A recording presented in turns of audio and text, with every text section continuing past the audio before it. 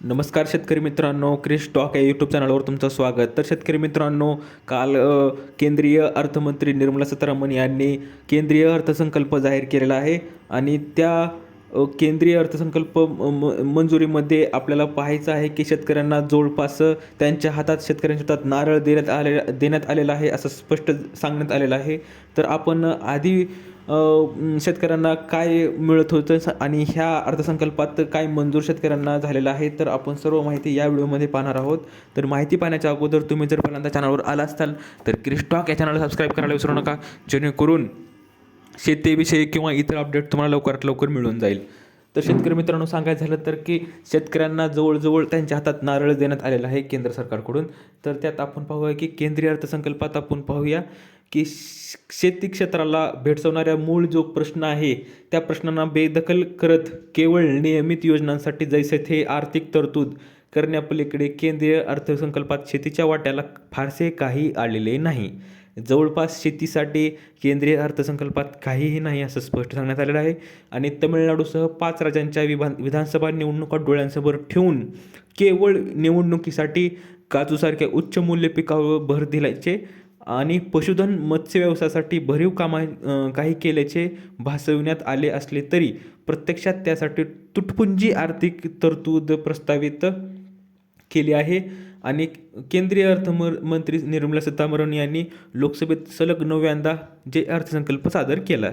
तर जो अर्थसंकल्प सादर केला आहे काल शेतकरी मित्रांनो, तर शेतीसाठी जवळजवळ त्यांच्या हातात म्हणजे शेतकऱ्यांच्या हातात नारळ देण्यात आलेला आहे, स्पष्ट तुम्ही पाहू शकता.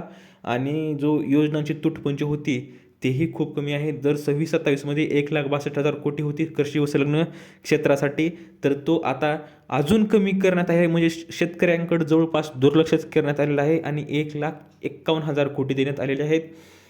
तर जे आपण पाहू शकता की मनरेगासाठी 30,000 कोटी, आता 88,000 कोटी दिले आहेत. पण मनरेगा जे आहे ते रोजगार हमी योजनेमधला आपण पाहू शकतो, पण शेती निगडीत नाही. आणि सांगायचं झालं तर त्यात जे नरेंद्र मोदी जे भारताचे पंतप्रधान आहेत त्यांचं म्हणणं आहे काय आहे की हा अर्थसंकल्प भविष्यवेधी आणि ऐतिहासिक आहे आणि देशांच्या दीर्घकालीन प्रगतीसाठी भक्कम पाया रचत या अर्थसंकल्पाने भारताची जागतिक अर्थकारणातील भूमिका आणखी बळकट केली आहे. आणि मेक इन इंडिया आणि आत्मनिर्भर भारत या उपक्रमांना गती देण्यासाठी त्यांनी महत्त्वाकांक्षी आराखडा आखून दिलेला आहे असं स्पष्ट नरेंद्र मोदी साहेब असं भारताचे पंतप्रधान म्हणत आहेत. तर लोकसभेचे विरोधी पक्षनेते राहुल गांधी यांचं म्हणणं आहे की जो नोकरी नसलेली तरुणाई, ढासळती उत्पादन क्षेत्र, भांडवल काढून घेणारे गुंतवणूकदार आणि कौटुंबिक बचतीमध्ये घसरण, चिंताग्रस्त शेतकरी आणि जागतिक आघातांचे घोंगावती वादळ या सर्वांकडे अर्थसंकल्पाने दुर्लक्ष केले आहे.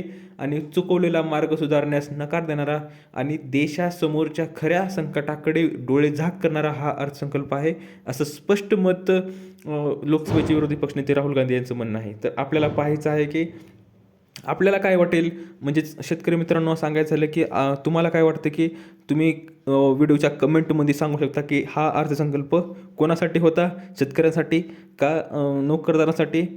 तर तुम्ही कमेंटमध्ये सांगू शकता. जर माहिती समजली असेल व्हिडिओला लाईक करा, जास्तीत जास्त शेअर करा आणि अशाच अपडेटसाठी क्रिश टॉक या चॅनलला सबस्क्राईब करायला विसरू नका. तर भेटूया पुढच्या व्हिडिओमध्ये, तोपर्यंत धन्यवाद.